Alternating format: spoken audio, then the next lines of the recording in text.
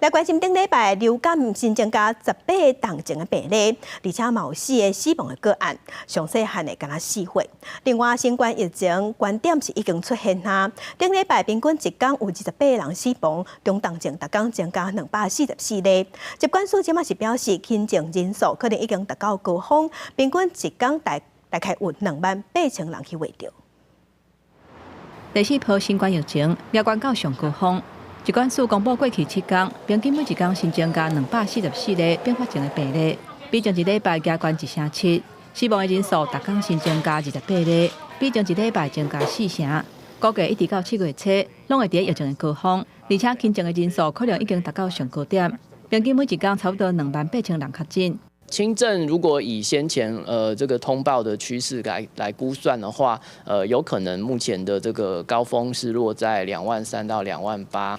若是新冠疫情，流感的疫情嘛持续加悬。顶礼拜新增加18例流感并发重症的病例，另外新增加4例死亡的个案，其中一个伫南部4岁查甫囡仔，去为着 A 型流感 H1N1 发病第7天，也是不幸死亡，而且这嘛是去年10月份，也就是这届流感季以来上届细汉去为着流感死亡的个案。经过就是入住加护病房给予流感抗病毒药物啊跟其他的治疗，不过他因为病程变化的还是很快，所以是在发病的第7天，因为这个并发脑炎不幸的过世。那高雄中正2号是爆发类流感群聚的事件，到6月初5为止，已经有61个疑似类流感的个案，围着的人包括高中2年15个班级。目前所有疑似症状的学生，拢已经回去厝里休养。我是自己身体不太舒服，所以就请假回家。应该也会有10个吧，像我们班上礼拜就有13个。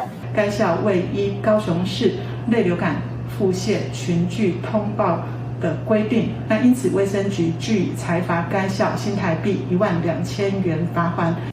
那高主的疫情，顶礼拜新增加18例高主本土病例，佫创下高一礼拜新冠的纪录，而且东部花莲嘛头一届出现高主的确诊个案，累计咱国内已经有146例高主的病例。其中本土病例有134例，带病入境的是12例。记者综合报道。再加详细。